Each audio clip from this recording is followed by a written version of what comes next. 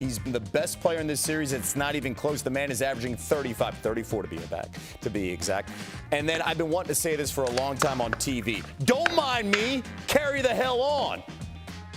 Love Kate Perk and all his tweets. All right, let's bring back our NBA guys, JJ, Amari, Vince, as well as Marcus Spears. This is an interesting conversation, especially with the series tied at 2 apiece at this moment. The measuring stick is 2 games. Boston, 2 games. Golden State. Is Steph Curry so far the MVP of the finals, regardless of the series result, JJ?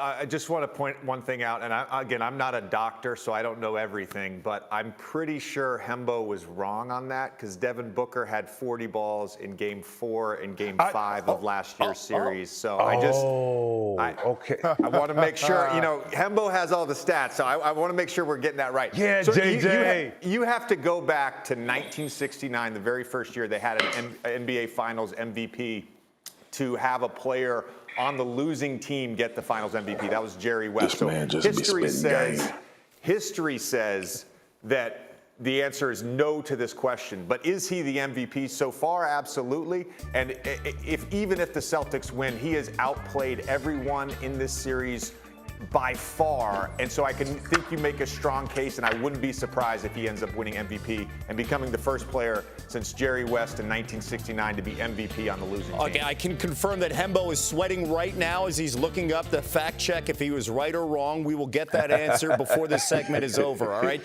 So stand by here. Vince, would you give Steph the MVP even if they lose the series? It's just hard to do. It's hard to do. And I'm going back to high school when I lost in the state championship and I was named MVP. And I tell him I didn't want it. I didn't win it. So I didn't want it. So I think, and that was my junior year. And came back and won it my senior year. But I just don't think, Steph Curry is playing outstanding and he should be acknowledged as the MVP if they win it, obviously. And if they lose it, he should be acknowledged. But if Boston Celtics win it, will Steph Curry want that? I don't think so. I think Jaylen Brown would win it if the Boston Celtics win. I'll just throw that out there as well. Yeah, we need to see one of those, a phenomenal performance, I think, from Jaylen Brown or Jason Tatum if the Celtics were to win this series in the final 3 games. Amari, some greats are also weighing in. Dwayne Wade and LeBron James both going to social media and weighing in on Curry's run in the finals, tweeting that Steph doesn't get the credit that he should, and he's still underrated. Amar, do you agree? Is Steph underrated, even though he's an all-time conversation great? I don't think he's underrated. We give him all the props that we could possibly give him, man. We talked about him being on the Mount Rushmore of basketball, being one of the greatest of all time, being maybe one of the greatest point guards of all time. So we give him all of his props. So I don't think he's being underappreciated, because we know he's an all-time great. And so, what he's doing right now is remarkable. And I understand what Dwayne Wade and LeBron is saying. Like, we're watching greatness, and we have to appreciate this greatness to the highest level, and we are at the moment. So I think LeBron and D-Wade have a good point of being able to appreciate greatness, but we are giving him his props as of today.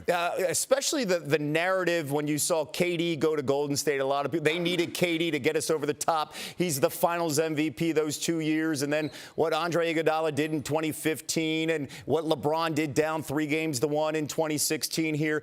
Do you think, Marcus, Steph Curry's underappreciated? No, I don't. What I think Steph Curry is an anomaly. He's not the conventional 6'6", 6'7", wing that we used to seeing high flying through the air. He does it a different way. And the different way that he does it better than anybody has ever done it in the league.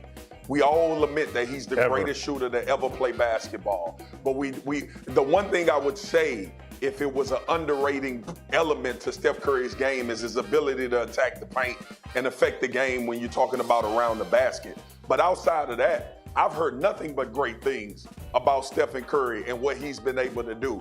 He's a underdog story to the max, if we ever think about one in sports, right? Because guys not supposed to be able to do this and be as effective, but it all is tailor-made around his ability to put the ball in the basket from anywhere on the floor, which allows him to do whatever he wants to do. And let me go back to this MVP thing, okay? Listen, I get it. Playing phenomenal. I'm going to give y'all a line.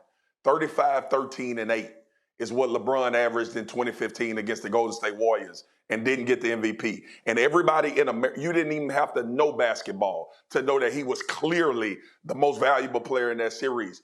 The MVP should go to the winning team and the best player on that team. Thank you for watching ESPN on YouTube. For live streaming sports and premium content, subscribe to ESPN+.